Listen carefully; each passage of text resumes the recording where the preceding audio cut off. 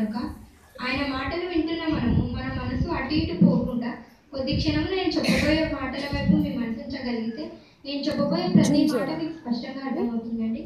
ప్రేమైన దేవుని వల్లారా, దేవుడు ఒకనాడు మోషేకు తోడై ఉండి ఇశ్రాయేలు ఐగుప్తు దేశంలో 430 సంవత్సరంలో బానిస బతుకులో ఉన్నప్పుడు దేవునికి మొరపెట్టగా దేవుడు మోషేను పుట్టించి మోషే ద్వారా అనేక సూచక క్రియలను జరిగించాడు. ఆనాడు మోషేకు తోడైన దేవుడు మోషే మరణించిన తర్వాత తన సహోదరుడు యెహోషువకు తోడై ఉండి, యెహోషువ నీవు భూమి మీద బ్రతకవలసిన విధి విధానాలను గురించి తెలియజేస్తూ ఒకసారి మనం ఆ మాటను చూసుకుందామండి. యెహోషువ గ్రంథము 1వ అధ్యాయము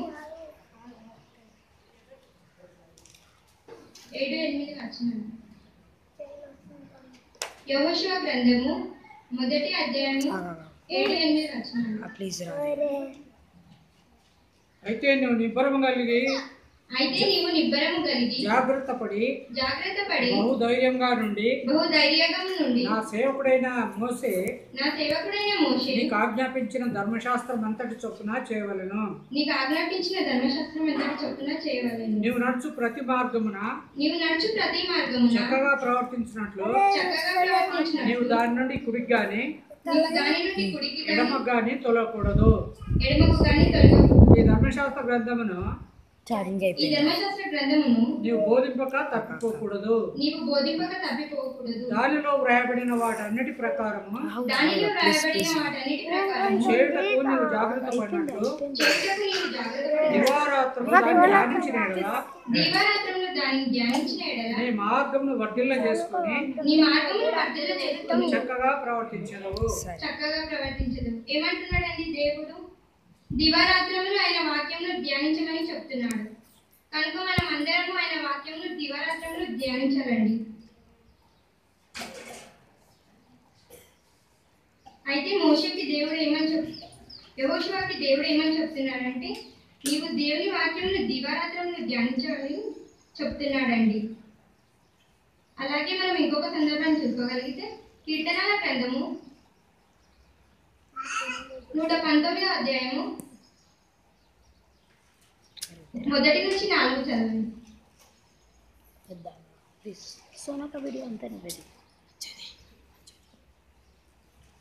యెహోవా ధర్మశాస్త్రమును అనుసరించి నిర్దోషంగా నడుచుకున్న వారు ధన్యులు. ఏమంటున్నాడండి? యెహోవా ధర్మశాస్త్రమును అనుసరించేవారు నిర్దోషంగా నడుచుకున్న వారు ధన్యులు అంటున్నాడు. కింద చదవండి.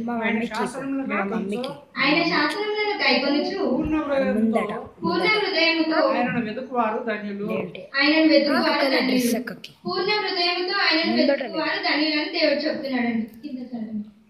వారు ఆయన మార్గములో నడుచుకొనుచు ఏ పాపమును చేయరు. నీ ఆజ్ఞలను జాగ్రత్తగా గైకొనవలెనని నీవు మాకు ఆజ్ఞాపించి ఉన్నావు.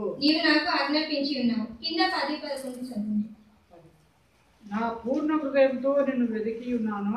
నన్ను నీ ఆజ్ఞలను విడిచి తిరగనీయకుము. నీ ఎదుట నేను పాపం చేయకుండానట్లు నా హృదయంలో నీ వాక్యం ఉంచుకొని ఉన్నాను. దావీదు గారు మాట్లాడుతున్నారండి. హృదయంలో కూడా వాక్యం చోటివ్వగలిగితే మనం లోకంలో ఉన్నటువంటి పాపంలోకి పోకుండా అవకాశం ఉంటుంది. కనుక యేసుక్రీస్తు వారు బ్రతికిన దినములలో వారు చాలా గొప్పవారిగా బ్రతికారు. కనుక మనము కూడా ఆయనను పోలి నడుచుకోవాలనేది ఆయన మాటలు సెలవిస్తున్నాయి. కనుక నాకు ఇచ్చిన యొక్క చిన్ని సమయాన్ని బట్టి వందనాలు.